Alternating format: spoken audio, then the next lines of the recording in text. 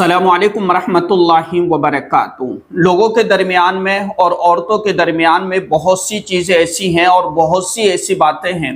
जिनको ये समझती हैं कि अगर हमारा घर का कोई फ़र्द या कोई बच्चा ये काम कर रहा है तो इसके करने से घर में गरीबी आती है, या अगर ये कोई करता है तो उसके घर में गरीबी आती है और बात बात पर टोक दिया जाता है कि ये ना करो, इस तरह ना करो, ऐसे ना करो वरना घर में गरीबी आएगी, घर से रहमत के फरिश्ते निकल जाएंगे और घर बर्बाद हो जाएगा।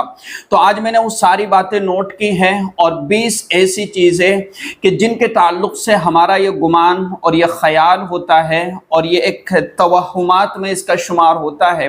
कि इनको करने से बार बार टोका और रोका जाता है। आइए वो क्या है 20 चीज़ें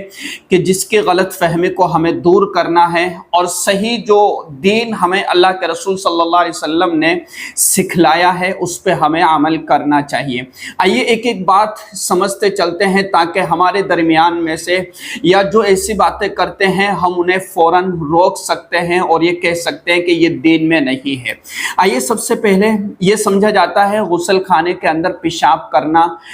तो जो शख्स गुस्ल खाने में पेशाब करता है तो उसके घर में गरीबी आती है, जबकि ऐसा नहीं है।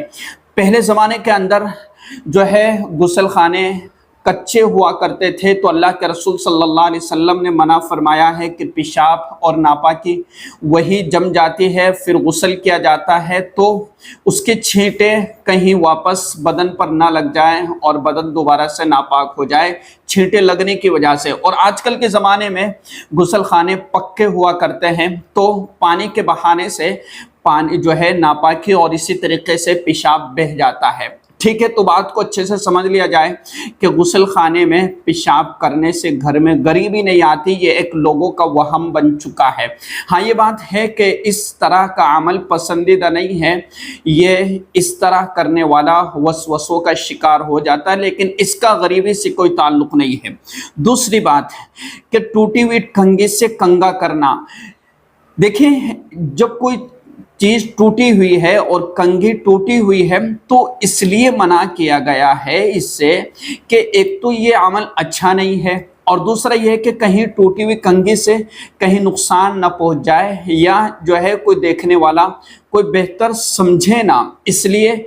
अगर ज़रूरत पड़ रही है और वही टूटी हुई कंघी हमारे पास में है तो इस्तेमाल कर लिया जाए। इससे गरीबी का कोई ताल्लुक़ नहीं है कि अगर टूटी हुई कंघी से हम कंघा करेंगे तो इससे घर में गरीबी आएगी, ऐसा नहीं है। अगर वही है, दूसरी है ही नहीं तो फिर उसी को इस्तेमाल कर लिया जाए। लेकिन यह है कि अगर कोई दूसरी मिल जाए तो फिर इसको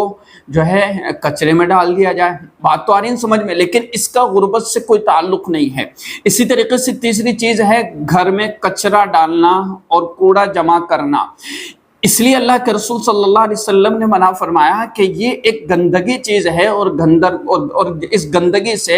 घर में कीड़े मकोड़े और जरासीम पैदा होंगे जो इंसानी सेहत के लिए नुकसानदेह हैं। लेकिन इसका ताल्लुक़ इस बात से जोड़ देना कि घर में जो है कचरा जमा करना या एक कोने में रख देना इससे घर में गरीबी आती है, ऐसा नहीं है। इस जहन को इससे जो है पाक किया जाए और साफ़ किया जाए और इसको ये समझा जाए कि ये इंसान की सेहत के लिए नुकसानदेह है। पूरी रात और पूरे दिन वो कमरे के कोने में पड़ा रहेगा, एक तरफ पड़ा रहेगा तो कीड़े मकोड़े भी आएंगे और मच्छर भी पैदा होंगे जो इंसान की सेहत के लिए नुकसानदेह भी साबित हो सकते हैं। तो इससे इस बात को इससे ना जोड़े कि इससे जो है घर में गरीबी आती है। लोग बड़े भोले भाले होते हैं और बड़े जल्दी इन चीज़ों को अपने दिल पर ले लेते हैं और ये समझते हैं कि ये दीन में शामिल है, जबकि ये चीज़ें दीन में शामिल नहीं है। इन चीज़ों को दिन से न जोड़ा जाए, बल्कि ये एक तो इंसानी सेहत का तकाजा ये है कि अपने कमरे को कचरे से पाक और साफ रखे ताकि उसकी सेहत अच्छे से रहे। इसी तरीके से चौथी बात और चौथे नंबर पर जो लोगों के अंदर दरमियान में बातें मशहूर है कि रिश्तेदारों से बदसलूकी करना। ये देखो, अगर रिश्तेदारों से बदसलूकी करने को अपने घर में गरीबी से जोड़ देना ये کوئی دین میں شامل نہیں ہے، بلکہ لوگوں کی طرف سے بنائی ہوئی باتیں ہیں۔ ہاں یہ بات ہے کہ انسان کے گھر میں یا کسی مومن کے گھر میں جو غریبی آتی ہے تو وہ اس کے بدعملیوں کی وجہ سے آتی ہے، اور گھر میں جو برکت آتی ہے وہ نیک اعمال کی برکت سے اللہ تبارک و تعالیٰ گھر میں برکت عطا کر دیتا ہے، اور گناہوں کی نحوست کی وجہ سے گھر میں غریبی آتی ہے۔ تو اگر ہم کسی سے بدسلوکی کر رہے ہیں اور یہ ہم کسی کے ساتھ بد اخلاقی سے پیش آ رہے ہیں اور یہ ایک بڑا گناہ ہے، تو اس گناہ کے سبب کہ ہم نے کسی کے ساتھ بدسلوکی کی ہے جو کہ ہمیں نہیں کرنا چاہیے، اور ایمان والے ہونے کے ناطے ہمیں کسی کے ساتھ اچھے اخلاق سے اور اچھے سلوک سے پیش آنا چاہیے، یہ ہمارا ایک طریقہ ہونا چاہیے اور ایک اخلاق ہونا چاہیے۔ تو ہم اس کو ایک بدعملی سے جوڑ سکتے ہیں کہ یہ ہمارا عمل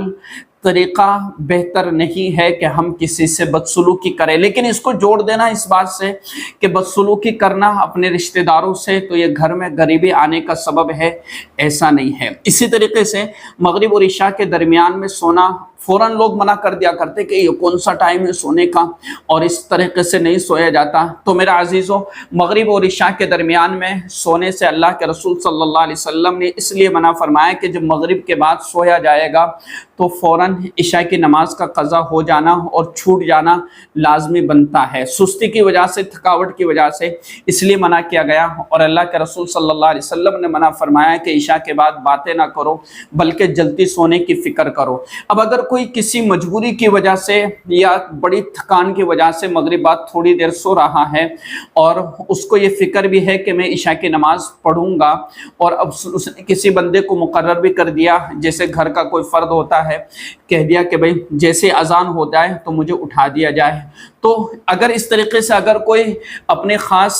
جو ہے کسی پریشانی کی وجہ سے یا کوئی بیمار تھا مغرب کے بعد سو گیا، نیند آ گئی، تو اس کا کوئی ایسا نہیں کہ گھر میں غریبی آتی ہے۔ ایسی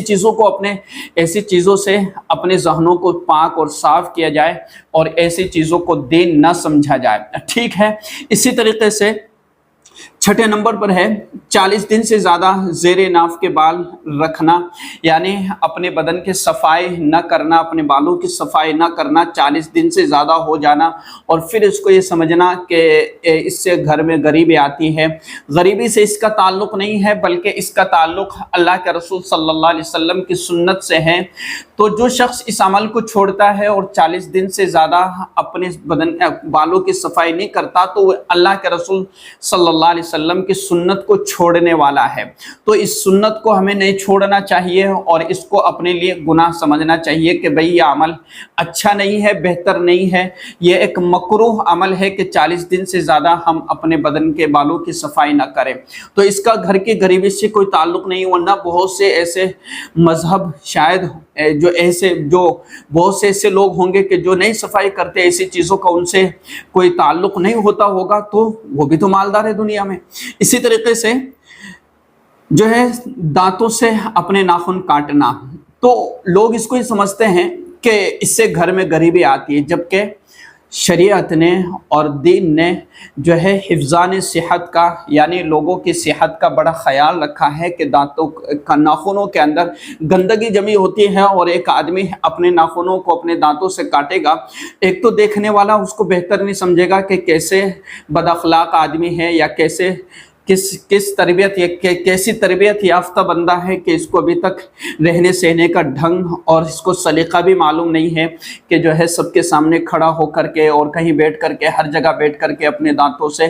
جو ہے اپنے ناخنوں کو تراش رہا ہے۔ تو یہ گھر میں غریبی آنے کی وجہ نہیں بنتی ہے، بلکہ کسی دوسری چیز سے، ناخن تراشنے والی چیز سے ناخن تراشے جائے۔ اگر کوئی اس طریقے سے تراشتا ہے تو یہ ایک اچھا عمل نہیں ہے، دیکھنے والے کو اچھا نہیں لگتا ہے۔ ایک تربیت یافتہ آدمی یہ جو ہے نہیں ہو سکتا ہے کہ اس نے کوئی اچھی تربیت پائی ہے، تو اس کا تو تعلق ہے وہ تربیت سے ہے۔ اور اسی طریقے سے سلیقے سے اور طریقے سے بیٹھنے کا اور کھڑے رہنے کا یا کسی کے سامنے بیٹھنے کا ایک طریقہ ہوتا ہے۔ اب وہ یہ حرکت کر رہا ہے تو اس کو پاگل سمجھیں گے کہ یہ اچھی اس کی تربیت نہیں ہوئی ہے۔ ठीक है, तो इसका ताल्लुक नहीं है कि घर में गरीबी आती है। इसी तरीके से टूटा हुआ बर्तन इस्तेमाल करना, इससे तकलीफ पहुंचने का या बदन में किसी चीज़ के ज़ख्म लग जाने का अंदेशा होता है कि भाई बर्तन टूटा हुआ है, कनौर से हम पानी पी रहे हैं तो हो सकता है कि होठ उसमें आ जाए या खून निकल जाए या और कोई तकलीफ पहुँच जाए, इसलिए इससे मना किया गया। बाकी घर में गरीबी आने से इसका कोई ताल्लुक नहीं। इसी तरीके से खड़े खड़े पायजामा पहनना,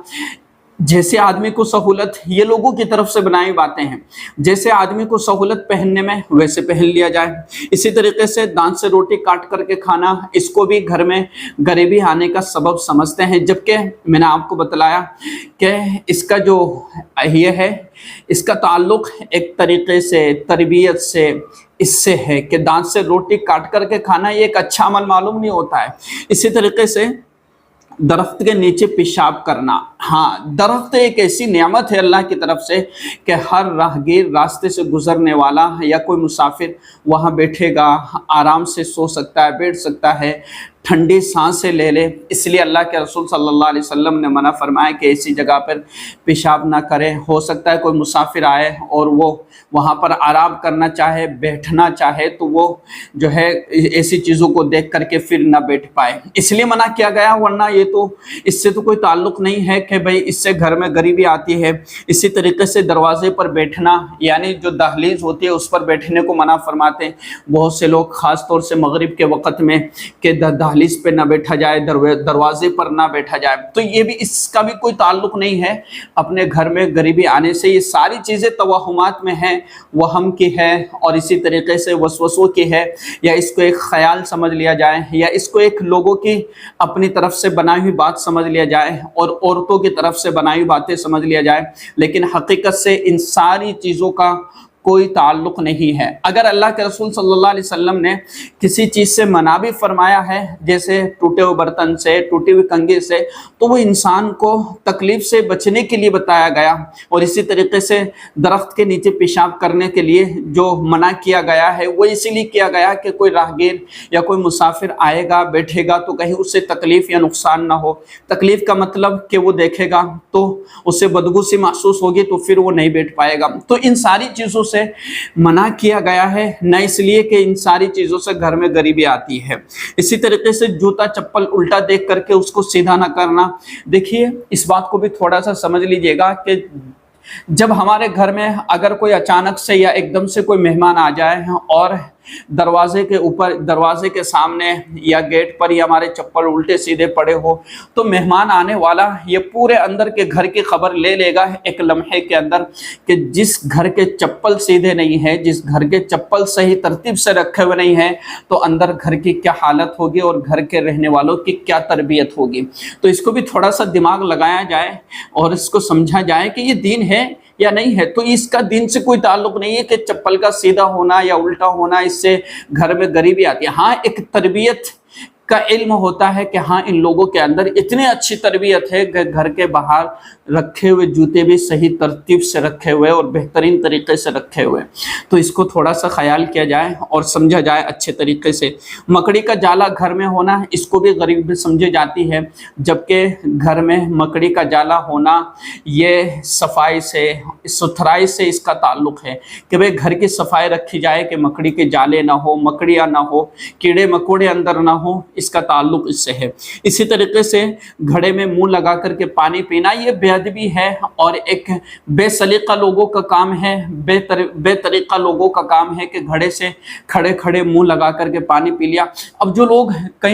लोग मुसाफिर होते हैं या जंगल या जो लोग खेतों में काम करते हैं, उनके पास इतने सारे इंतजामात और बर्तन नहीं होते, तो वो भी मुंह पर जो है पानी लगा के पी लिया करते, तो उनके तो घरों में गरीबी नहीं आती है। इसको थोड़ा सा समझे तो सही अकल के साथ, और अकल का इस्तेमाल तो करें कि बहुत से लोग ऐसे हैं कि जो घड़े से मुंह लगा करके पानी पी लेते हैं, मुसाफिर है, राहगीर है, या जो है खेतों में काम करने वाले लोग हैं, पी लिया करते हैं, तो इससे घर में गरीबी नहीं आती है। इसी तरीके से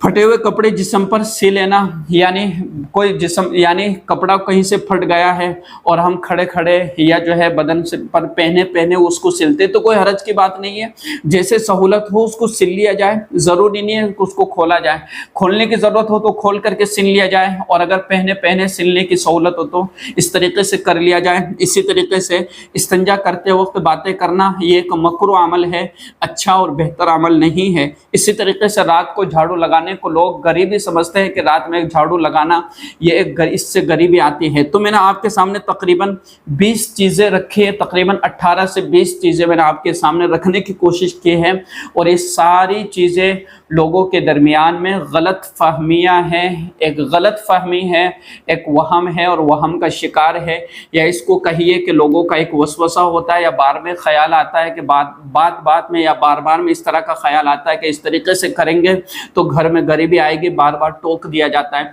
तो मेरे अजीज़ों, इन सारी चीज़ों का घर से गरीबी के ताल्लुक से कुछ नहीं है, और न इन चीज़ों का दिन से इस तरह का कोई ताल्लुक है, न ऐसी बातें हदीस मुबारक के अंदर हमें मिलती है। बल्कि इतना मिलता है